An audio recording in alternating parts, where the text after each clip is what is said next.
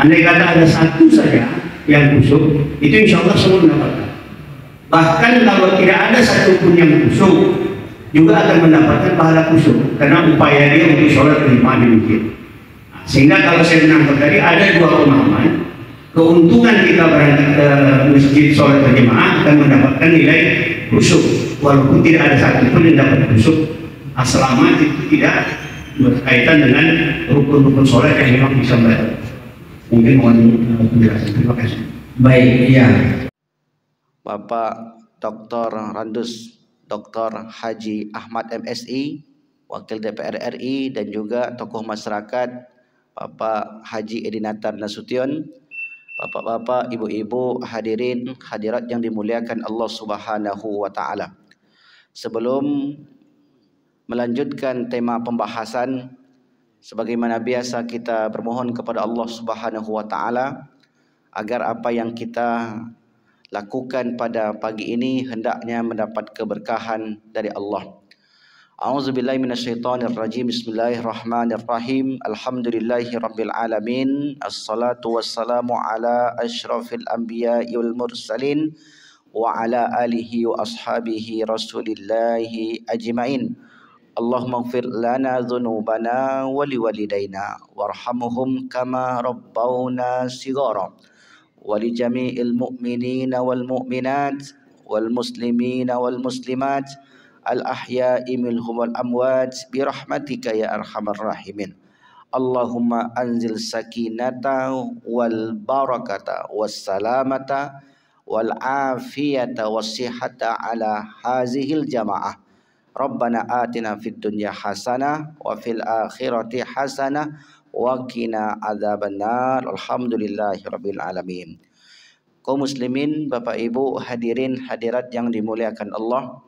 Pembahasan kita terhenti pada al-yaumu al-akhir, hari akhirat, atau juga disebut dengan alam akhirat. Alam akhirat merupakan alam yang terakhir. Alam yang pertama alam arwah, alam ruh. Alam yang kedua alam rahim atau alam kandungan. Alam yang ketiga alam dunia yang sekarang sedang kita jalani. Suatu saat alam dunia ini pasti akan kita tinggalkan. Tidak ada yang hidup kekal di dunia ini. Setelah dari alam dunia, kita melanjutkan perjalanan menuju alam barzakh atau juga disebut dengan alam kubur. Setelah dari alam kubur, maka sampailah kita pada destinasi tujuan akhir perjalanan kita, yaitu alam akhirat. Setelah terjadi hari kiamat, ditiupnya sangkakala yang kedua, lalu manusia berkumpul di hadapan Allah Subhanahu wa taala. Wa nahsyuruhum jami'a. Kami kumpulkan mereka. Mereka di sini adalah manusia.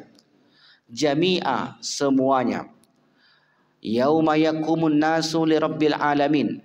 Maka pada hari itu setelah berkumpul, setiap manusia berdiri menghadap Allah. Tidak ada yang duduk, tidak ada yang ngantuk, tidak ada yang jongkok, semuanya berdiri. Faslal qada, untuk menunggu putusan-putusan. Putusan-putusan itu berdasarkan yaumul hisab, hari hisab. Hisab, bahasa yang sering kita dengar diterjemahkan menjadi hari perhitungan. Tidak salah kita kalau kita terjemahkan kepada hari perhitungan. Namun juga kita di sini menerjemahkannya dengan bahasa lain, yaitu hari pemeriksaan. Karena orang yang dihitung, dihisab, ditanya, maknanya juga adalah orang yang diperiksa. Maka selalu kita ilustrasikan, kita gambarkan. Kalau seandainya pemeriksaan di dunia saja sangat ketat, maka di akhirat pasti lebih ketat. Kalau di dunia setiap yang bersangkutan atau setiap yang berkaitan dengan orang yang diperiksa, maka di akhirat pun demikian halnya. Kalau di dunia kita tengok di berita-berita, seseorang yang diperiksa, dipanggil supirnya, dipanggil pembantunya, dipanggil anaknya. Kalau di dunia saja pemeriksaannya semacam itu, maka di akhirat akan lebih dahsyat lagi. Memang pemeriksaan itu dahsyat, tapi kata Allah Subhanahu wa taala, tidaklah semua orang mendapati pemeriksaan yang sulit.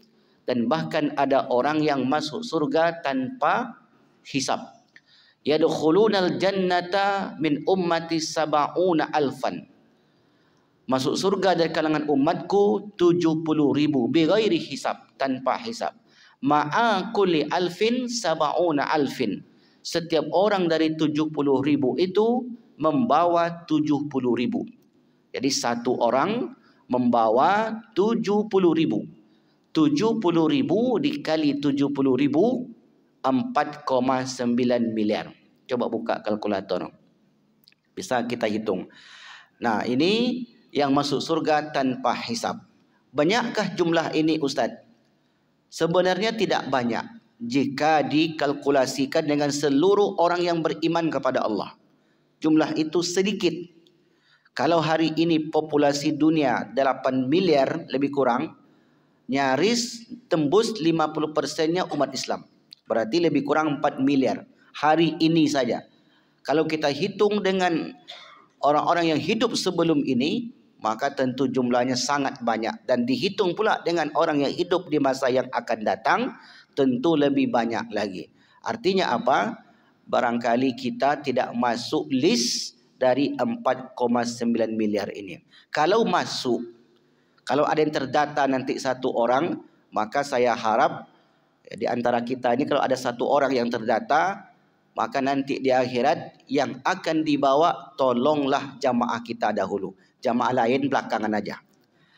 Misal nih, Pak Ketua kita dapat satu tiket, maka ingat-ingat kami. Ingat juga saya, ingat yang duduk di tiang, ingat yang dekat pintu, yang ngantuk-ngantuk, ingat juga. Intinya apa? Intinya kalau ada satu orang saya di antara kita kelak yang mendapatkan tiket itu, maka dia diberi izin untuk memberikan syafaat 70.000. Ini dari satu jalur. Jadi banyak jalur juga. Sama dalam kehidupan kita ini.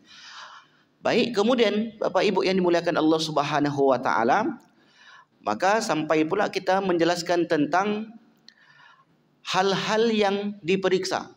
Kita urutlah mulai dari tanggung jawab kepada keluarga, kemudian penglihatan mata, pendengaran telinga, bisikan hati, dan lain sebagainya. Tsumma latus'alunna yauma idzin 'anin na'im. Setiap nikmat yang diberikan maka akan diperiksa. Kedipan mata dan sebagainya, banyak sekali, tak bisa kita hitung satu persatu. Lalu setelah kita list, kita buat daftar apa saja yang diperiksa, apa saja yang dihitung, maka mulailah dari semua nikmat yang Allah berikan itu, atau semua ibadah yang kita lakukan di dunia, diurut mana yang pertama diperiksa. Saya ulang lagi, sebelumnya kita jelaskan yang diperiksa itu tanggung jawab kepada keluarga, menjadi wakil wali kota termasuk diperiksa nanti. Tapi belum tentu juga pemeriksaan itu sulit. Karena setiap jadi ustaz juga diperiksa. Berapa tahun jadi ustaz? Di Nurul Huda masuk tahun ketiga. Ya, apa yang kau lakukan? Saya menyampaikan kajian tentang kematian. Adakah yang ikut? Alhamdulillah ramai. Diperiksa ilmunya untuk apa? Seperti yang kita sampaikan sebelumnya. Ada ilmunya itu ilmu la yuntafa'u bihi. Ilmunya tidak mendatangkan manfaat.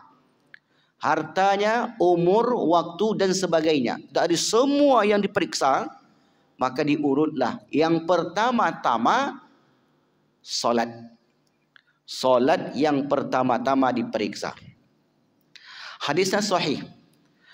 Kita bacakan hadisnya. An Abi Hurairah, dari Abu Hurairah radhiyallahu an qala Rasulullah sallallahu alaihi wasallam.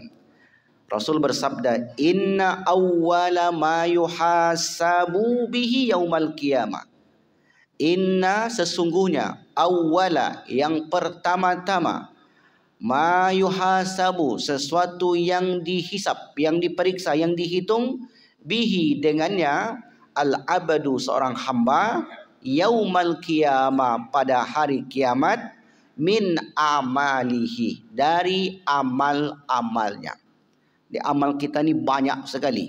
InsyaAllah amal-amal inilah yang akan menolong kita. Jadi amal ibadah itu tidak terfokus ibadah-ibadah mahdoh. Solat, puasa, zakat, haji. Ini namanya ibadah mahdoh. Jadi amal itu bukan yang itu saja. Seseorang yang bekerja di luar, suami, istri. Intinya suami dahulu. Kalau istri, dua dia dapat. Dia bekerja berpahala, membantu suaminya berpahala. Kalau tak bekerja, tidak masalah pada hakikatnya. Tapi karena mungkin suaminya kurang mampu, dibantu oleh istrinya. Istri pun berpahala. Setiap pekerjaan yang dilakukan di luar sana, apapun itu, niatnya karena Allah Subhanahu wa taala, maka dihitung sebagai amal ibadah. Jadi amal ibadah ini spektrumnya, cakupannya luas sekali. Jangan dibayangkan ibadah itu di masjid. Kalau masjid ibadah, di luar masjid bukan ibadah. Ini cara pandang yang keliru. Jadi setiap detik yang kita lakukan, maka itu dihitung ibadah. Dahulu ketika ayah saya masih hidup, ayah saya ini pulang menaki, menderes, motong getah. Jadi waktu itu hujan-hujan gerimis, mampirlah di sebuah tempat. Kebetulan di tahun itu ada orang yang muat kayu ke truk cold diesel. Lalu kemudian ketika mampir di situ, adalah seorang yang anak muda, berumur 25 tahun, ngomong ke ayah saya cerita ke saya ketika beliau hidup, besar pahala bapak ini. Bapak bekerja ke kebun untuk menafkahi anak-anak bapak dan istri keluarga bapak. Kata ayah saya, ini kan tanggung jawab saya. Kenapa pula saya berpahala? Bukankah pahala itu di masjid? Kata orang ini, kata anak muda ini, bukan pak. Ibadah itu dimanapun bapak berbuat. Bapak di kebun, bapak nanam cabai, cabainya dimakan tikus misalnya. Atau nanam padi-padinya dimakan burung. Kemudian bapak ikhlas dimakan oleh burung itu. Maka keikhlasan itu dihitung sebagai pahala. Bapak punya kebun misalnya. Kebunnya itu dimakan oleh burung. Dan tiba-tiba dalam hatinya, Masya Allah, burung ini makan tanaman saya. Ikhlas ketika itu, maka setiap biji tumbuhan, buah-buahan yang dimakan oleh burung tadi, mendapatkan pahala. Dari kita yang mengikhlaskannya. Sampai sedetail itu. Artinya apa? Dalam kehidupan kita sebagai seorang Muslim, tidak ada satupun celah kecuali dihitung sebagai ibadah. Maka oleh karenanya, kalau yang kecil-kecil saja dihitung sebagai pahala, tentu yang besar lagi seperti mengurus orang. Jangan dianggap ketika seorang itu menjadi kepala daerah ataupun misalnya mewakili aspirasi masyarakatnya, kemudian dia berbuat dengan benar, itu jangan dianggap mereka tidak berpahala. Mereka akan mendapatkan balasan dari Allah SWT. Begitupun sebaliknya. Di sekecil apapun perbuatan itu akan dihitung, dipertimbangkan oleh Allah, dan sekecil apapun perbuatan buruk itu juga akan diperhitungkan oleh Allah Subhanahu wa taala. Lalu kemudian ayah saya tadi termenung. Baru pertama saya dengar orang berkata seperti itu, kata dia. Kemudian dikonfirmasi ke saya, Di, betul yang diucapkan orang ini, ceritakanlah cerita tadi. Saya jawab, iya. Orang tua itu jika bekerja di luar, seorang istri yang bekerja di rumah, maka jangan anggap itu bukan pahala. Semuanya pahala. Nah, dari sekian banyak pahala amal ibadah yang kita lakukan, yang pertama ditanyain, diperiksa adalah solat. Karena ini yang paling penting. As-salatu duddin. Karena solat itu tiang agama. Wa man tarakaha faqad hadamaddin. Siapa yang meninggalkannya, maka sungguh ia telah merobohkan agama itu sendiri. Lalu kata Rasulullah, wa in fa in saluhat faqad aflaha wanjaha. Kalau solatnya benar, solatnya khusyuk, solatnya mendapatkan pahala, maka sungguh dia telah beruntung dan berhasil, sukses. Berarti ada solat yang dihitung, ada solat yang tidak dihitung. Apa contohnya solat dihitung? Kata Rasulullah, laisa minal mar'i as-salatu illa aqala minha. Tidaklah solat yang dilakukan seorang yang dihitung kecuali yang khusyuk. Jadi solat itu yang dihitung ketika kita khusyuk. Ketika tidak khusyuk tidak dihitung sebagai pahala. Makanya pahala solat itu ada yang 100%, ada yang 70%, 50%, 30% tergantung orangnya. Suatu ketika Ali bin Abi Thalib pernah diuji oleh Rasulullah. Ya Ali, sanggupkah engkau khusyuk solat dari awal hingga akhir? Kalau engkau sanggup, maka akan aku hadiahkan selendangku ini. Dia selendang Nabi itu warnanya hijau, rida. Macam punya Pak Khalifah tu, warnanya hijau, cantik. Itu sunnah Nabi, warna hijau itu sunnah Nabi yang disukai oleh Nabi. Kubah Masjid Nabawi warnanya hijau, putih dan hijau. Itu yang disukai oleh Rasulullah SAW. Lalu kemudian kata Ali, sanggup ya Rasulullah. Ali pun mulai solat. Allahu Akbar, Allahu Akbar, ruku.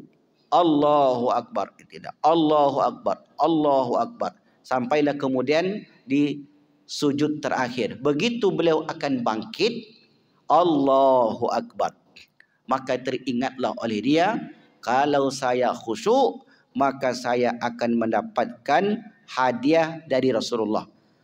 Kemudian dia bukalah salatnya dengan salam, Assalamualaikum warahmatullahi, Assalamualaikum warahmatullahi. Lalu kemudian Rasulullah tanya, ya Ali, apakah engkau mampu khusyuk dari awal hingga akhir? Awalnya Ali menjawab, ya, saya mampu khusyuk ya Rasulullah. Lalu kemudian dipikir-pikir kembali oleh Ali, ternyata ya Rasulullah, saya tidak mampu khusyuk dari awal hingga akhir. Pada bagian akhir saya teringat, kalau saya mampu khusyuk, maka akan mendapatkan hadiah dari engkau. Apa jawaban Rasulullah? Begitulah manusia, tak akan mampu khusyuk 100%. Maka khusyuk itu maknanya Bapak Ibu, bukan pula menghilangkan pikiran. Saya khusyuk Ustaz, enggak ingat apa-apa. Bukan itu khusyuk. Jadi khusyuk yang dihitung dalam solat itu adalah berusaha untuk mengingat Allah. Berusaha. Tak, karena terkadang banyak yang melintas dalam pikiran kita, akhirnya kemudian bercabang-cabanglah pikiran. Allahu Akbar, kata ibu ini. Yang teringat dia, nanti saya masak gulai patin. Kemarin patin dah mulai habis, langka pula sekarang. Mesin cuci tadi belum dimatikan lagi. Handphone letak di mana? Itulah yang terkadang mengganggu pikiran kita. Itu yang membuat kurangnya nilai solat. Maka kalau itu yang hadir dalam diri kita saat solat, apa yang harus kita lakukan? Boleh kita berbicara? Tidak boleh. Maka pikiran kita fokuskan kembali kepada solat kita. Kita berusaha ingat Allah. Kita tak tahu Allah, karena tak ada wujudnya di dunia ini. Hanya sifat-sifatnya saja yang disebutkan. Maka kata para ulama, kita boleh mengingat keagungan Allah. Kita ingat ciptaannya. Maka orang yang banyak melakukan perjalanan, banyak tersimpan dalam memorinya ciptaannya yang ini, yang itu, yang ini. Maka itu yang dia ingat, kata para ulama, boleh. Atau dia ingat misalnya tentang kematian, boleh. Dia ingat tentang kehidupan akhiratnya, boleh. Dia ingat tentang dosa-dosanya, boleh. Artinya dia ingat kepada perkara-perkara yang meningkatkan keimanan, itu boleh. Tapi kalau sudah masuk perkara dunia, dimakruhkan oleh para ulama. Maka ketika kita solat, yang menjadi hitungan nanti saat diperiksa, yang khusyuk. Itulah makna tadi, illa aqala minha, sekecuali yang kalian khusyuk dalamnya. Maka khusyuk ini diusahakan sekali, 2 kali. Saya sering perhatikan orang solat, untuk mencari khusyuk itu Allahu Akbar, berkerut keningnya. Ada pula yang solat itu sampai takbir 3 kali, Allahu Akbar, ulang lagi, Allahu Akbar. Cara khusyuk, bolehkah kita lakukan itu? Boleh saja, enggak ada masalah. Setiap orang punya cara masing-masing. Makanya munculnya tarekat-tarekat itu bertujuan untuk melatih kekhusyuan. Jadi jangan disalahkan orang bertarekat itu melatih. Kalau dalam kajian tasawuf itu namanya riyadhah. Riyadhah itu kalau bahasa Indonesianya olahraga. Nah, olahraganya di dalam ibadah itu, itulah tadi berusaha untuk khusyuk, maka dibuatlah tariqah. Tarekat itu dari kata tariqah. Man salaka tariqan yaltamisu fihi ilman sahlallahu lahu tariqan ilal jannah. Siapa yang menempuh suatu jalan untuk menuntut ilmu, Allah akan mudahkan jalannya menuju surga. Jadi tariqah, terjemahnya tarekat, adalah salah satu cara untuk menggapai kekhusyuan dalam ibadah. Salah satunya solat. Karena solat ini yang paling berat. Kalau ibadah lain mudah. Sebab solat ini kita diusahakan, dituntut untuk mengingat sesuatu yang tak pernah kita lihat, tak pernah kita bersentuhan dengannya, tapi kita dituntut untuk mengingatnya. Makanya itu disebutkan Rasulullah, fa in saluhat faqad aflaha wa anjaha. Jika solatnya benar, maka dia akan sukses, berhasil, beruntung. Wa in fasadat, seandainya solatnya rusak. Solatnya rusak, baru mulai Allahu Akbar, baru mulai takbir, maka yang diingat sepertinya tanggal 25 nanti arisan alumni 87. Sepertinya di rumah saya nanti adakan. Apa besok yang saya harus siapkannya? Mulailah berpikir dalam solat tu. Bukan mikirkan imam tadi, mikir kalau masak nasi kebuli itu cari di mana? Bisakah pikiran kita seperti itu? Ya bisa. Dia akan menelusuri. Kemudian kayak kalau gulai patin asam pedasnya lebih enak kayaknya. Tapi kalau lambat nanti ke pasar. Di pasar tu kadang, apalagi kemarin minggu yang lalu, saya jumpa dengan ibu-ibu, kesel kali saya. Kadang begitu. Apa yang kita lalu itu kita ingat. Persis kita ingat.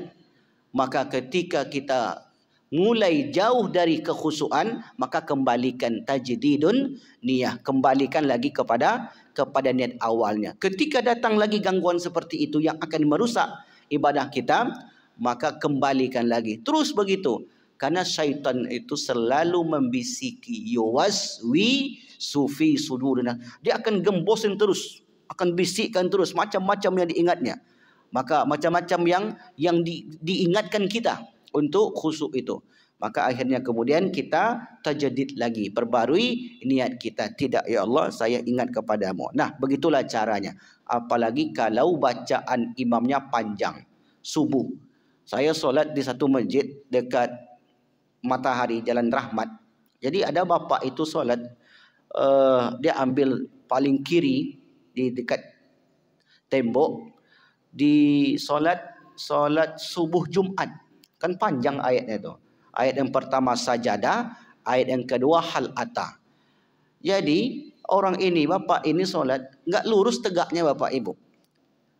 Bahunya miring, menyender ke tiang, ke dinding. Beginilah dia. Dinding itu menjadi senderan dia. Duduk pun tak mau. Mulai dari awal solat sampai akhir dia nyender. Mungkin dalam pikiran dia, kalau tidak ada dinding ini, maka saya sudah roboh, saya sudah jatuh. Nah, ini pasti mengganggu kekhusyuan. Maka kita kembalikan lagi niatnya itu kepada awal tadi. Kalau rusak solat, faqad khaba wa khasira, maka rugilah dia. Kata Nabi, orang solat itu ada yang mendapatnya 10%, ada yang mendapat 30%, ada yang mendapat 1/4, ada yang mendapat setengahnya. Ternyata yang paling banyak itu setengah. Begitulah yang dihadapi oleh umat Islam saat melakukan ibadah solat. Lalu kemudian diperiksalah, mulai dari solat wajib.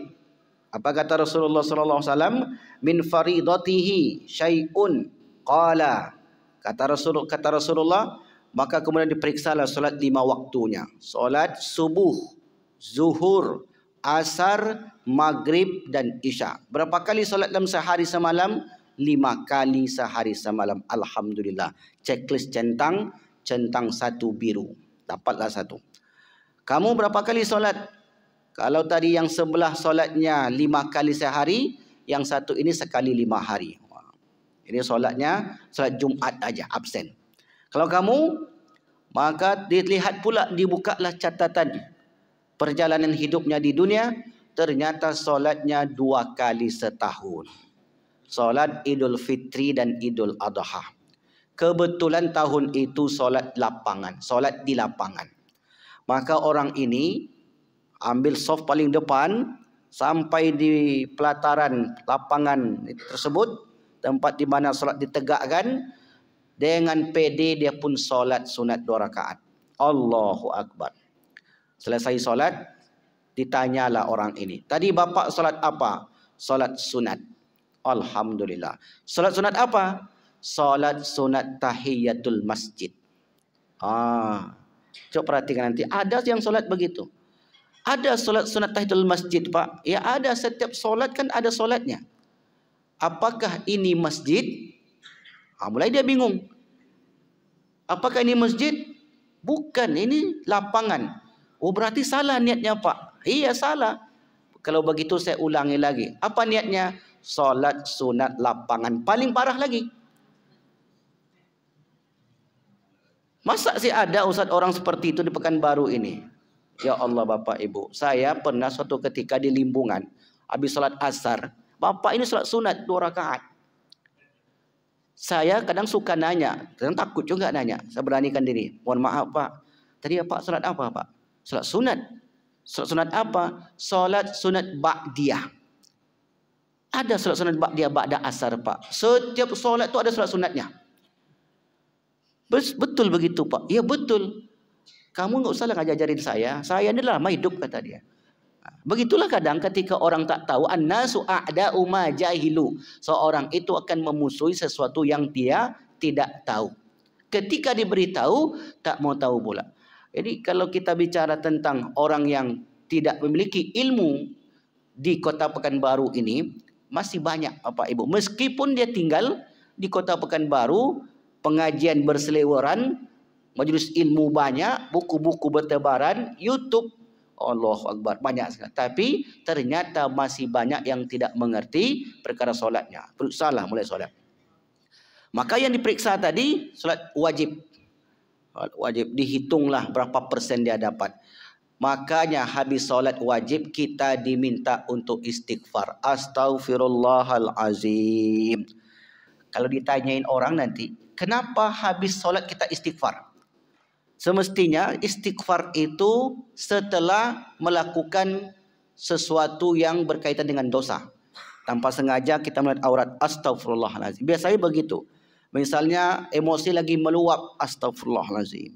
Atau misalnya berburuk sangka kepada orang lain, astagfirullah. Ini malah setelah solat kita diminta untuk istighfar. Assalamualaikum warahmatullahi wabarakatuh. Assalamualaikum warahmatullahi wabarakatuh. Astaghfirullahalazim alladzi la ilaha illa huwal hayyul qayyum wa atubu ilaik. Kenapa diminta untuk istighfar? Karena bisa jadi saat salat ada hal-hal yang tidak dianjurkan untuk diingat. Itulah yang saya sebutkan tadi. Maka disitulah yang kurang-kurang kita tutupi dengan istighfar saat di dunia ini. Tetapi di akhirat yang diperiksa setelah wajib itu kata Allah Subhanahu kata Rasulullah, ya qala Rabbul Azza wa Jalla, Allah berfirman, unzuru wahai hambaku. Dia katakan kepada malaikat, wahai hambaku, unzuru halil abdi, apakah hambaku ini minta tawu'in, memiliki salat tatawwu', salat sunnah. Apakah dia punya salat sunnah?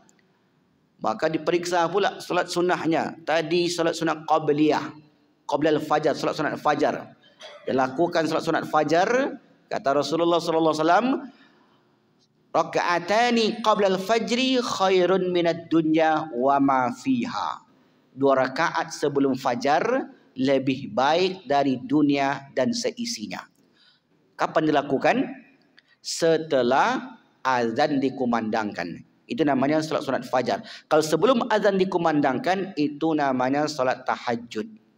Tadi Bapak Ibu yang ke masjid, sebelum azan dikumandangkan, jam 5 kurang 5, dia sempatkan salat 2 rakaat. Usolli sunatan tahajud raka'ataini lillahi ta'ala. Maka ketika nanti yang wajib itu diperiksa, karena banyak yang diingat, lihatlah tahajudnya.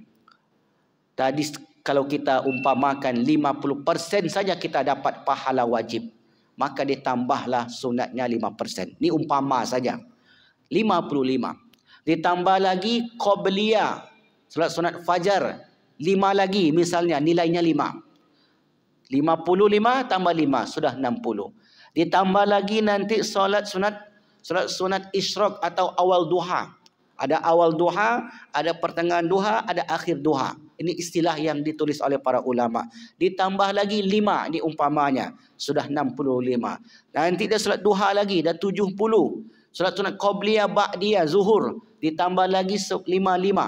Sudah 80. Sampai nanti malam sebelum tidur, dia pun salat sunat lagi, salat sunat witir. Dikalkulasikanlah semua solat-solat itu, ternyata memenuhi solat wajib yang kurang. Inilah yang dibawanya menghadap Allah SWT. Maka dia pun laporan kepada Allah. Ya Allah, ini saya sudah dapat. Ternyata solat wajib saya memang tidak sempurna pahala yang saya dapat. Tapi solat sunat saya tadi, 1, 2, 3, 4, 5, 6. Banyak jumlahnya, tak terhitung solat sunat itu. Semampu kita. Solat sunat mutlak. Solat sunat tahiyatul masjid. Solat sunat hajat, solat.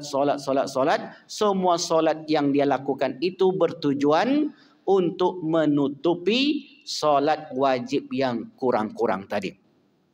Setelah solat ini diperiksa, maka kemudian dalam hadis yang lain disebutkan, fayukammalu minha man taqasa minal faridah. Maka disempurnakanlah dari yang sunat-sunat tadi, amalan-amalan wajib.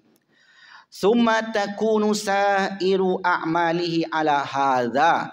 Lalu kemudian diberlakukan amalan-amalan yang lain. Kita urut lagi. Solat sudah selesai sempurna, alhamdulillah. Setelah itu puasa.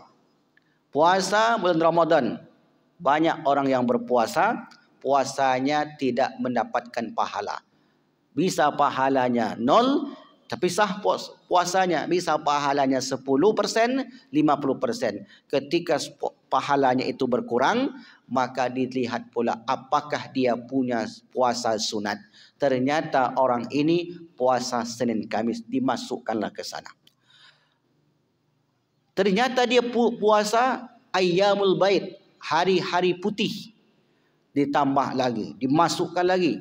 Kemudian puasa Arafah, ditambah lagi puasa Asyura, ditambah lagi puasa ini dan puasa itu. Maka setelah dikumpulkan semua amal ibadah puasanya, ternyata terkumpullah 75% umpamanya.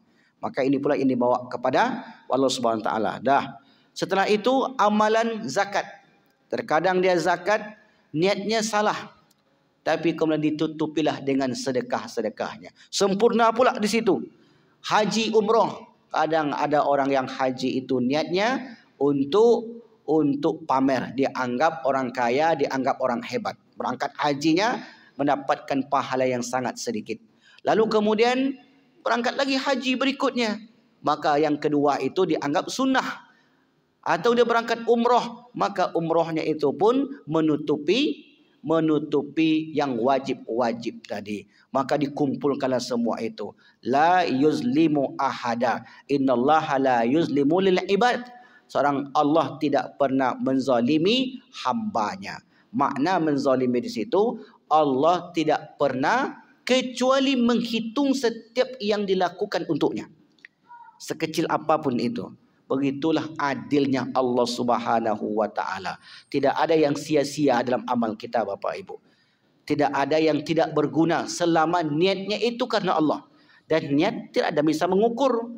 Niat itu hanya bisa diukur oleh orang yang bersangkutan. Kita jangan sekali-kali mengukur niat orang. Itu bapak itu buruk niatnya tu Ustaz. Dari mana bapak tahu? Ya saya punya insting Ustaz. Jangan begitu. Itu bapak itu niatnya jelek itu Ustaz. Ibu itu niatnya buruk itu Ustaz. Kenapa? Karena setiap ke masjid saya tengok jilbab itu terus ni bawanya. Mukena itu mentang-mentang baru mukenanya Ustaz. Memang suka karena Nabi itu menyukai yang indah-indah. Dia saja yang tidak senang. Innallaha jamil wa yuhibbul jamal. Allah itu indah dan menyukai keindahan. Dia pakailah pakaian terbaiknya. Lalu kemudian ada orang yang tak suka. Maka kata Imam Asy-Syafi'i, ridon nas syai'un la tudrak. Kalau kita memenuhi kehendak orang, sesuatu yang tak mungkin tercapai. Jadi sebenarnya Bapak Ibu, dalam kata-kata Imam Syafi'i ini, kita mesti tebal telinga dari komentar-komentar orang. Enggak peduli apa komentar orang selama kita berada di jalan yang benar. Mu pakaian ini, pakaian itu, mu peci ini, peci itu. Yang penting apa yang kita pakai itu bertujuan untuk mendekatkan diri kepada Allah Subhanahu wa taala. Diberlakukanlah setiap amal-amal yang lain. Maka setelah sempurna, itulah yang kemudian dibawa menghadap Allah Subhanahu wa taala, disempurnakan. Nah, ini masih menjelaskan tentang solat yang akan dibawa, puasa, haji dan umroh dan seterusnya. Lalu kemudian dalam solat itu ada satu dialog yang tidak ada pada ibadah yang lain. Jadi kita dalam kehidupan ini tidak ada amalan yang bisa menghubungkan kita dengan Allah, yang terjadi dialog antara hamba dengan Tuhannya, kecuali solat. Berdoa itu dialog atau monolog? Monolog satu arah. Ya Allah, mudahkanlah urusan kami, berilah kesehatan, lapangkan rezeki, berikan dan sebagainya. Tapi ketika solat, ingat Bapak Ibu, saat solat kita dituntut untuk membaca dengan perlahan makharijul huruf yang benar. Alhamdulillahi Rabbil Alamin. Saat itu Allah langsung balas. Hamidani abdi. Segala puji bagi Allah, Tuhan semesta alam. Apa jawaban Allah ketika itu? Hambaku telah memuji aku. Nah, ucapan kita itu dibaca dengan benar. Karena Al-Quran ada aturan ketika kita baca Alhamdulillah, huruf H kecil bermakna segala puji bagi Allah. Tapi ketika kita tukar H kecil dengan H besar, Alhamdulillah, perbedaan maknanya antara langit dan bumi. Alhamdulillah, segala puji bagi Allah. H kecil. Alhamdulillah, segala yang mati bagi Allah. Rabbil Alamin. Rabb, Tuhan semesta alam. Alamin. Ain. Alamin. Kemudian ditukarlah oleh orang ini. Alamin. Alam dengan alam beda maknanya, langit dan bumi. Alam artinya seluruh alam. Alam artinya sakit. Jauh sekali. Alhamdulillahi Rabbil Alamin. Sebenarnya dalam mengaji itu, seni itu enggak penting. Jadi seni itu enggak penting. Yang terpenting makharijul huruf, keluar huruf. Itu yang terpenting. Seni itu untuk mengenakkan telinga. Kalau kita bisa seni, alhamdulillah. Tak bisa seni, tidak apa-apa. Alhamdulillahi Rabbil Alamin. Ar-Rahmanir Rahim. Maliki yaumiddin. Iyyaka na'budu wa iyyaka nasta'in. Ihdinas siratal mustaqim. Siratal ladzina an'amta alaihim ghairil maghdubi alaihim waladdallin. Setiap ayat-ayat yang kita baca dibalas oleh Allah. Ar-Rahmanir Rahim. Asna alayya abdi. Hambaku telah menyanjung aku. Bayangkan Bapak Ibu, tidak ada ibadah yang sesakral ibadah solat ini. Tidak ada ibadah yang seutama ibadah solat ini. Langsung kita dialog. Maka disinilah seorang hamba meluapkan isi hatinya di hadapan Allah Subhanahu wa ta'ala. Baik, masih ada waktu? Karena ini pembahasannya agak panjang. Kalau ada pertanyaan, kami persilakan insya-Allah untuk mengenai dialog antara hamba dengan Rabb-nya akan kita uraikan dengan panjang di pertemuan yang akan datang. Baik.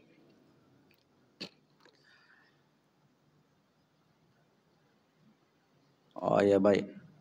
Biasanya beliau duduk di sebelah kiri. Bapak Bukhari. Assalamualaikum Pak Ustadz, mohon di akhir kajian nanti doakan jemaah kita Pak Bukhari Rahim saat ini berada di RS Prima dan pagi ini akan melakukan operasi atas penyakit yang dideritanya. Semoga cepat sembuh Pak Ustadz. Amin ya rabbal alamin. Baik, kalau tidak ada pertanyaan silakan Pak. Masya Allah. Fadal. Waalaikumsalam.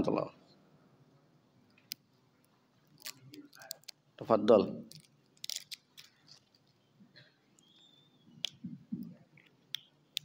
Tadi saya menangkap salah satu penjelasan Ustaz bahwa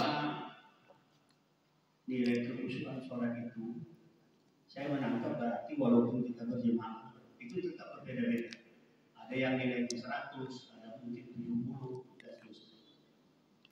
Saya pernah juga mendengarkan satu penjelasan bahwa salah satu keuntungan sholat berjemaah itu ketika ada satu saja yang khusyuk, itu insya Allah semua dapat kekhusyukan. Bahkan dikatakan kalau imamnya khusyuk, yang lain akan mendapatkan pahala khusyuk. Kalau ternyata imamnya tidak khusyuk, dilihat di saf kedua, saf pertama. Andai kata ada satu saja yang khusyuk, itu insya Allah semua mendapatkan. Bahkan kalau tidak ada satupun yang khusyuk, juga akan mendapatkan pahala khusyuk karena upaya dia untuk sholat berjemaah di masjid. Nah, sehingga kalau saya menangkap tadi ada dua pemahaman. Keuntungan kita berangkat ke masjid sholat berjemaah akan mendapatkan nilai khusyuk, walaupun tidak ada satupun yang dapat khusyuk, selama itu tidak berkaitan dengan rukun-rukun sholat yang memang bisa membantu. Mungkin mohon terima kasih. Baik, iya. Penjelasan itu dikiaskan kepada solat jamaah diwakili oleh imam. Jadi dikiaskan oleh para ulama, solat jamaah, kita jamaah itu diwakili oleh imam. Makanya tanggung jawab imam itu besar. Ketika jamaah itu tidak baca apa-apa, misalnya mu'alaf, tidak ngerti Al-Fatihah, apalagi ayat, tak ngerti bacaan-bacaan ini, semestinya Fatihah itu rukun. Dan memang rukun dalam solat. Tapi kemudian orang ini tak bisa baca. Ketika dia berimam, maka terwakililah. Jadi apa yang dilakukan oleh imam, maka imam baca Al-Fatihah, sah solat, maka makmum tadi walaupun tak baca, maka sudah terwakili oleh imam. Dikiaskan pendapat ini kepada kekhusyuan. Ya, ini ada ulama yang berkata seperti itu, dikiaskan. Ketika seorang itu berjamaah, maka kemudian semuanya tertumpu kepada imam. Ya, jadi kalau imam itu sempat dia berbohong misalnya, dia batal wudhu, tapi kemudian tidak mau berwudhu, apakah jamaahnya berdosa? Solat jamaah tetap sah solatnya. Yang tak sah imam. Dan bahkan dia menanggung semua dosa-dosa yang ada pada imam itu. Makanya jadi imam itu berat Ustaz. Jadi antum harus usuk Allahu Akbar karena ayatnya sudah hafal, lalu kemudian pikirannya kemana-mana, maka terwakilkanlah apa yang kami ini. Cuma pendapat ini dibantah oleh ulama yang lain. Kenapa dibantah? Misalnya begini, makmum itu karena sudah lama bertarekat khusyuk solat, taruhlah 100% misalnya. Imam baru mulai jadi imam, gak bisa fokus. Taruhlah imam itu dapat pahala kekhusyuan 50%. Makmum 100%. Apakah makmum yang 100 ini mau diwakili oleh yang 50? Tentu tak mau. Jadi memang di sini kalau imam itu dapat 100% maka makmum terwakili. Tapi kalau imam itu kurang khusyuk, maka makmumnya yang khusyuk. Karena kenapa dia khusyuk? Dia dah hafal Quran juga, kemudian sudah ikut suluk, sudah ikut pelatihan untuk khusyuk, maka mampu dia khusyuk 60-70%. Imamnya masih muda, umur baru 30. Biar anak banyak, Allahu Akbar, SPP mau dibayar lagi katanya. Dapatlah khusyuknya 40% saja. Maka itu tidak terwakili. Jelas Pak? Kan tak mau kita yang makmum ini, yang tadi kita dapat 70, imam 30. Dah dilimpahkan ke imam, bela kami 30 Ustaz. Nah, tidak begitu kata para ulama. Tapi kalau imam itu sudah melebihi kekhusyukan makmum, maka di situ sudah terwakili. Tapi kalau imamnya itu di bawah kekhusyukan makmum, maka tidak mengakomodir seluruh kekhusyukan makmum tadi. Sampai di sini bisa dipahami Bapak Ibu? Maka di sinilah pentingnya. Jadi imam itu kata para ulama tidak mengedepankan hafalan saja. Jadi dari imam itu bukan hanya hafalan. Yang dipertimbangkan yang pertama ilmunya. Karena ilmu yang buat dia khusyuk. Kemudian umur. Misalnya nih sama-sama hafal 30 juz. Yang satu umurnya 30, yang satu umur 35. Mana yang didahulukan? Yang lebih tua. Nah, bukan itu aja, tambah lagi. Mana yang lebih dalam ilmunya? Misalnya ilmunya ini kita kalkulasikan misalnya ya kekhusyukan gimana ya? Tingkat strata lah misalnya. Tapi itu tak bisa jadi standar. Taruhlah misal keilmuannya 50%, sementara orang ini 100%. Maka yang didahulukan yang lebih banyak ilmunya. Kalau ada yang sudah menikah dan ini yang belum menikah, sudah 30 juz, umurnya sama, ilmunya sama, hafal hadis, hafal Quran, tapi yang ini lebih dulu menikah, maka yang dahulukan orang yang sudah menikah tadi. Nah, empat-empat ini sama, maka didahulukan orang yang lebih dahulu hijrahnya. Begitulah standar untuk menjadi imam. Jadi tidak serta-merta hafalan dan bacaannya bagus. Baru nanti yang kemudian ditambahlah bacaannya yang bagus untuk menambah kekhusyuan.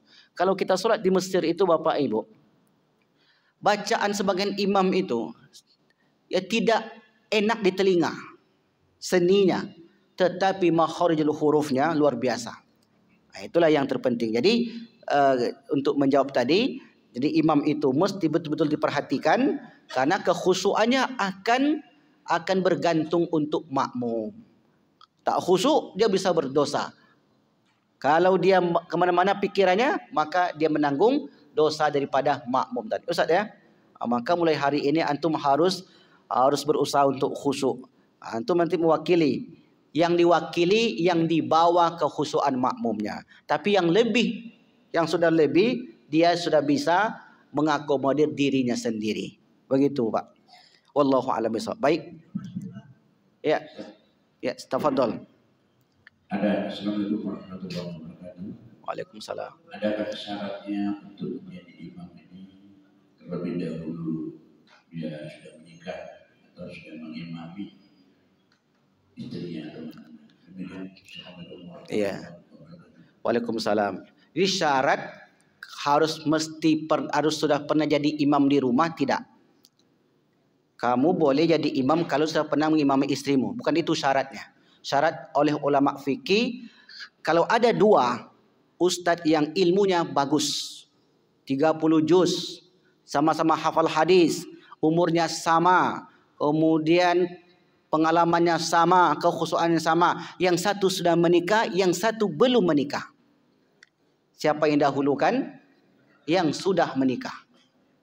Jadi itu yang jadikan standar. Kenapa bisa begitu Ustaz? Ya tentu beda. Beda ya Pak ya. Orang sudah menikah dan belum menikah, bagaimanapun dijelaskan kepada orang belum menikah itu nggak akan ngerti dia. Begitulah bedanya orang yang sudah menikah. Ya, kalau dia nikah satu dengan nikah dua beda lagi. Kalau ada, ibu-ibu jangan marah ke saya. Ini kan contoh. Ini misal nih, sama-sama 30 juz, ilmunya sama-sama luas. Umurnya sama-sama 30. Kemudian pengalamannya sama, menikahnya yang satu ni 2 atau menjelang 2. Dahulu kan itu. Kalau ada, ini contoh saja. Tak boleh dilanjutkan. Nanti kalau dilanjutkan marah ibu saya. Jelas ya Pak ya? Silakan terakhir oleh.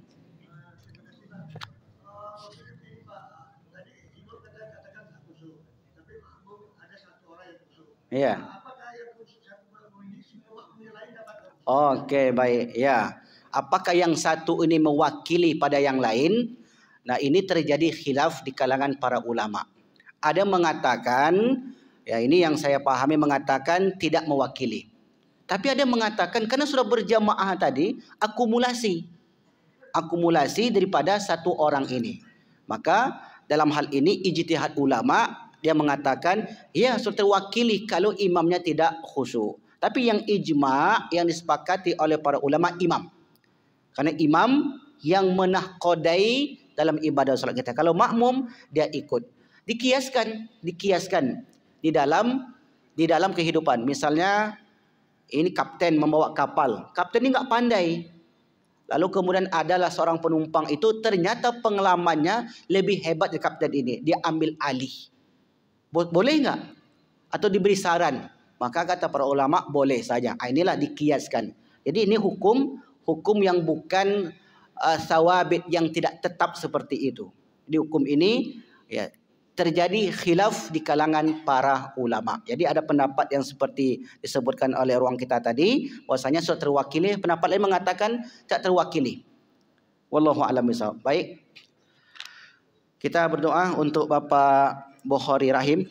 Mudah-mudahan diangkat penyakitnya dan dimudahkan urusannya untuk tindakan operasi pada hari ini. A'udzubillahi minasyaitonirrajim. Bismillahirrahmanirrahim. Alhamdulillahirabbil alamin. Shalatu wassalamu ala asyrafil anbiya'i wal mursalin wa ala alihi wa ashabihi rasulillahi ajmain. Allahumma rfa' marda Sayyid Bukhari Rahim. Allahumma rfa' mardaha Allahumma shfihi shifaan ajilan la yughadiru ba'dahu saqaman ya arhamar rahimin. Allahumma ja'al mardahu sababan litakfiri dzunubihim. Allahumma razuq sabran ala ahlihi wa sabran alaihi ya arhamar rahimin. Rabbana afriq alaina sabra wa sabbit aqdamana wansurna 'alal qaumil kafirin. Allahumma sahil fi hadzal al-amal al-jarah fi hadzal yaum ya arhamar rahimin li Sayyid Bukhari Rahim wala tatrukhu